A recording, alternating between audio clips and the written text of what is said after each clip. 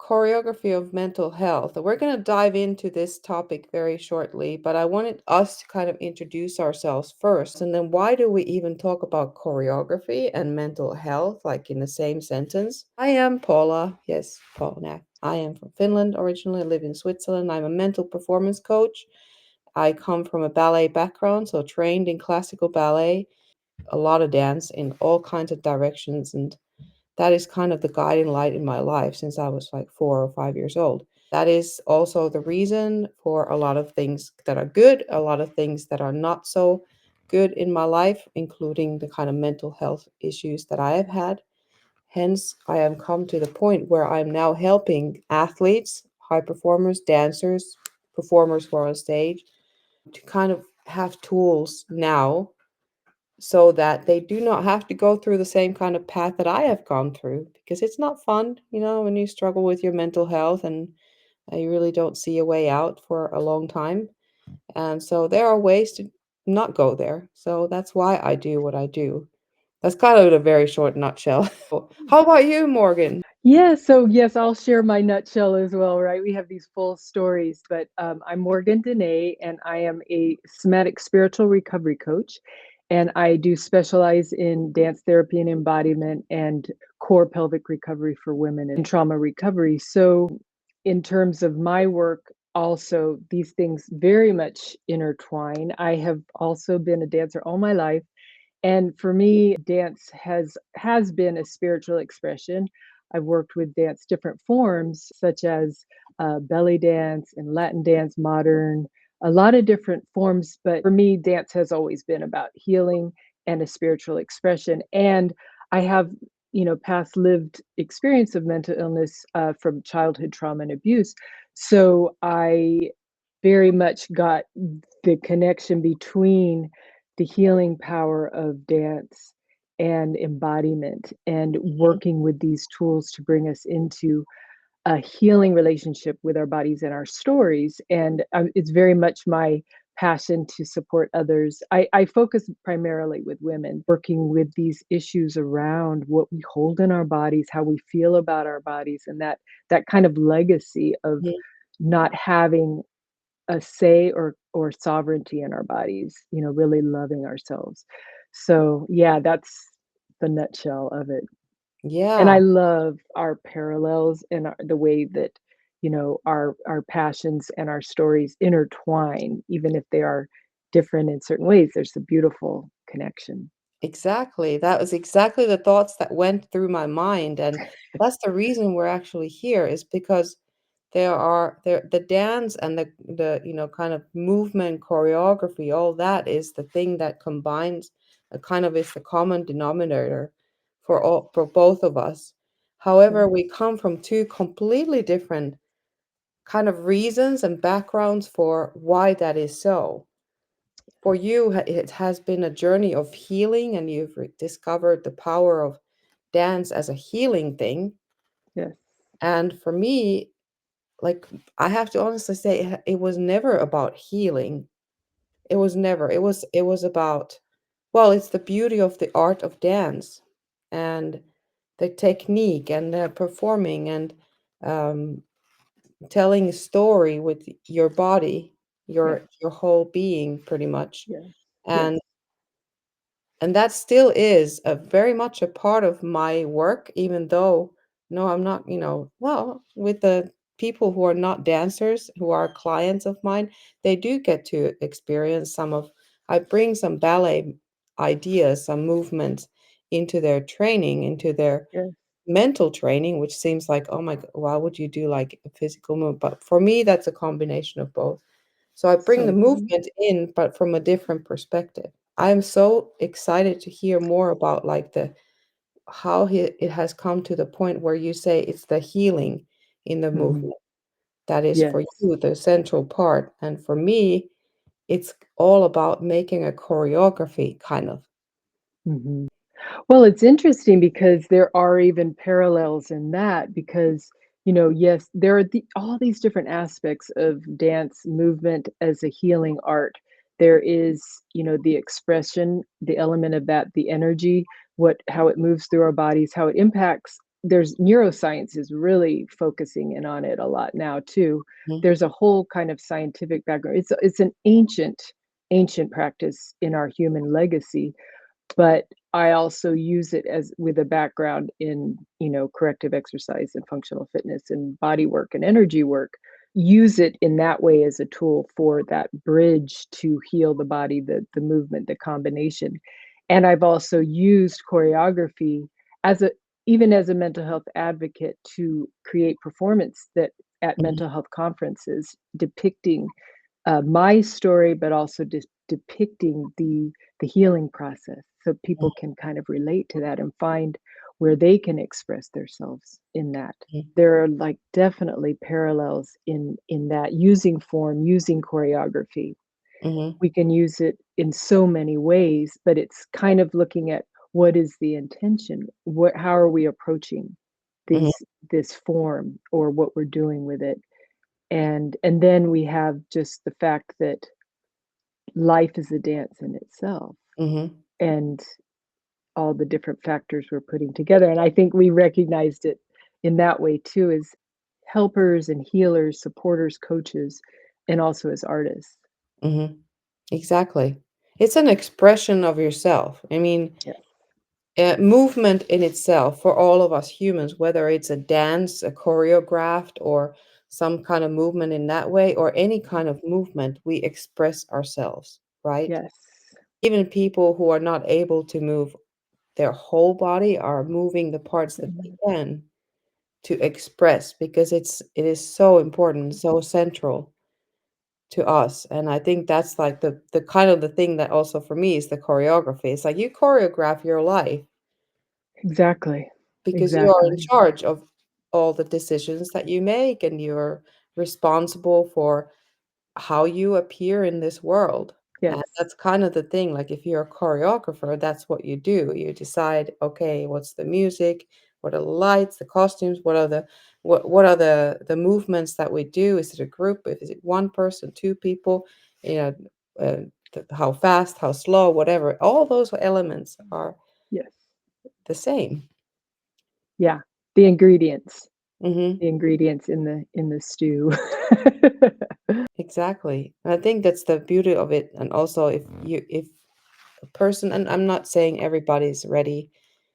So a lot of people are not ready to embrace that and be like, oh yeah, I am the choreographer of my life. Right. It's a That big responsibility. awareness. It is a big responsibility, and it is I think we come to that awareness in layers because it can be really scary or overwhelming or intimidating if we're not kind of in that process of learning step by step and kind of coming into that awareness, learning the tools and all of that as we go, because it's not really what we're taught Mhm, growing up.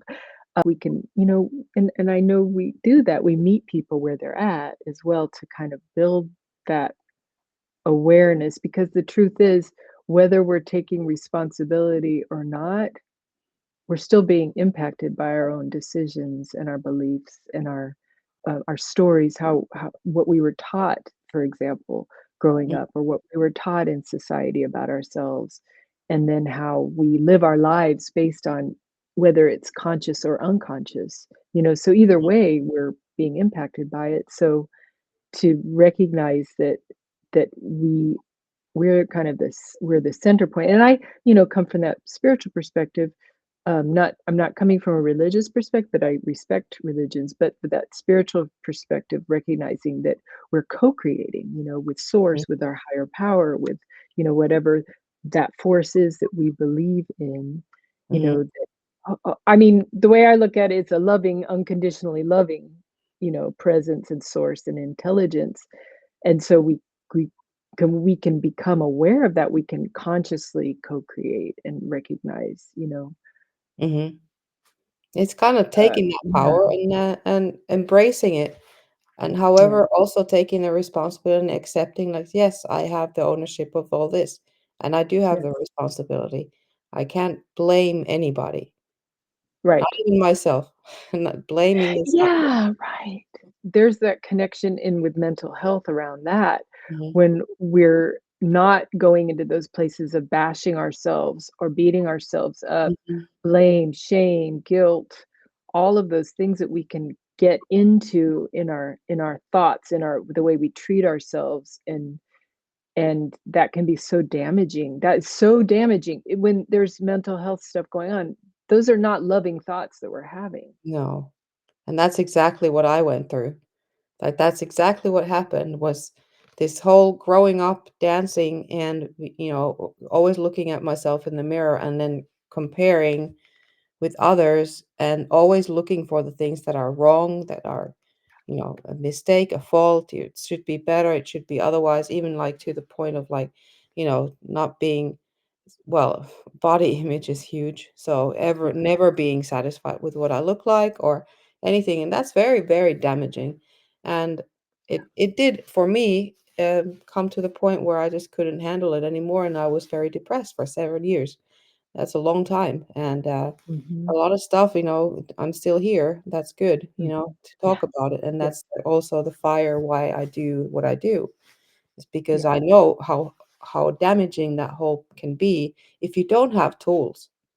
If you're Yes. left to your own self and you don't have tools and you don't have, nobody gives you the idea that there are other ways to look at things, that there Mhm. are other perspectives, that your own thoughts are not the truth. Yes. That all those things, if someone is there to tell you that and say, look, this is how you can kind of create that distance, or this is how you can maybe get another perspective or have another attitude or create a different character, this is how you do it, then if you have these tools, you don't even you don't even go there. You don't have a chance to let something like depression or anxiety or some other mental health issue enter your life. It won't have a chance. And that's why that's the reason, because I don't want anyone to go through what I went through. It's not necessary and it is so preventable with little Yeah. things. If you take it, and then the hardest part for people that I worked with or people I talk with is if things are okay, people are like, well, I don't need it because, this stuff doesn't touch me. Mhm. And then comes the point where, yes, it does. And then it's kind of like, well, it's not too late, but at some point it's too late if you go too far. It so the building up of that mental strength and that stamina inside of you, the resilience and then the ability to turn things around is being built all throughout everything. Good, Mhm. bad, whatever it is, the shitty days and then good days and the ones in between. It's a Yeah. consistency, and Yeah. that's the trick. It might not be a lot of stuff, might not be big things at all, it's little things that you just keep consistently going, keeping it up, and never stopping. Good day, bad day, no matter what, neutral day, you keep doing that stuff, and that's the hardest part, is Yeah. that when things are good, Keep going. people feel like, "Oh, I don't need that. I'm fine." You know? Yeah. It also can come in time, over time with life, living life. These things can sometimes be suppressed as well, and they start to come out in experiences of life, or situations that will trigger them. And it is really important to have these tools, cultivate them. When you're speaking about your experience, those impacts of body image and outside performance standards, when there's not a foundation of you are enough, you are sacred and precious already, and your body is sacred, and all of that foundation isn't there, and it's just kind of a whittling away. You're not enough, Mhm, and that of course is where abusive messages and what impact was in younger years, abuse, and they also get passed down in the family. Those are lodged in the body, and those impact kind of our emotional makeup, mhm, something that lodges in us in our hearts.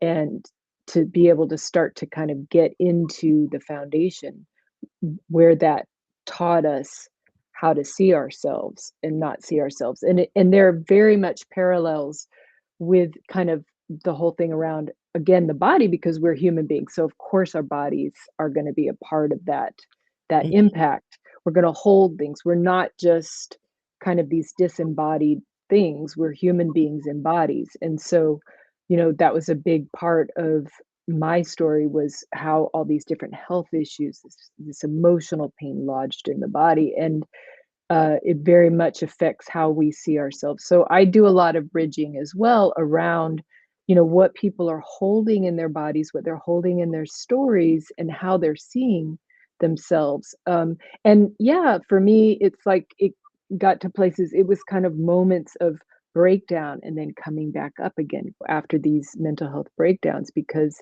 the stuff would come up to the surface and be overwhelming, and then there was sabotage, and I think a lot of people can relate to those cycles, mhm, and so it's about getting into the roots, down into where is this coming from?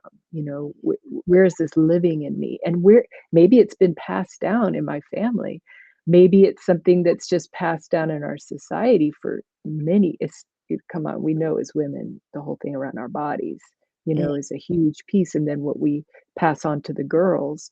So it was a lot of getting in there. And yes, having those tools and having those different layers of awareness because mhm, I've been working in holistic healing for about 30 years or so. So I was young when I started and I still had so much to heal, but I kept learning and studying and growing and doing the healing work and working with people and having to keep kind of going through this process. And that it's a really big one to remind people, don't give up. Do mhm, not give up. And remember that this is about you are a powerful being. That's the truth of who you are. And it is about love. And love, that self love, that care, part of that is having those boundaries with the way we think, with the way we treat ourselves, with the mhm, way we relate, and what we mhm. how we allow others to treat us as well. Exactly, and it starts with us, like everything else. It starts from within to Yes. have this built within, and that is the hardest part because we are Yeah. so, again, I mean, I know from personal experience, so critical about ourselves, like so much harder and harsher than we would ever dare to be with someone else. And that is kind of sad. And I mean, I know that for myself, and even to this day, I'm not so kind to myself all the time. I have to admit, I'm not perfect, and I'm not. It's a lifelong process. Yeah, It's and I also, don't think there is perfect, there's not perfect. There's just no. learning and growing, you know? But when you grow up, in dance, for example, or a lot of other sports, is you strive for the perfection because you think that it's there. And even though maybe you have achieved, you do move or you do a whole dance, a whole choreography, and it went really well and like really Yeah, on point. You were like you nailed it, everything, and still you have things to improve. So you never are. There is no perfection, yet you always strive for it. So you're always kind of feeling like it's not enough, just inherently, because the constellation is like that. But then yeah. it's even more so important to find this enoughness within. Be like, yes, even though I strive for it to become better and do, higher performance every single time, Right, right. still enough.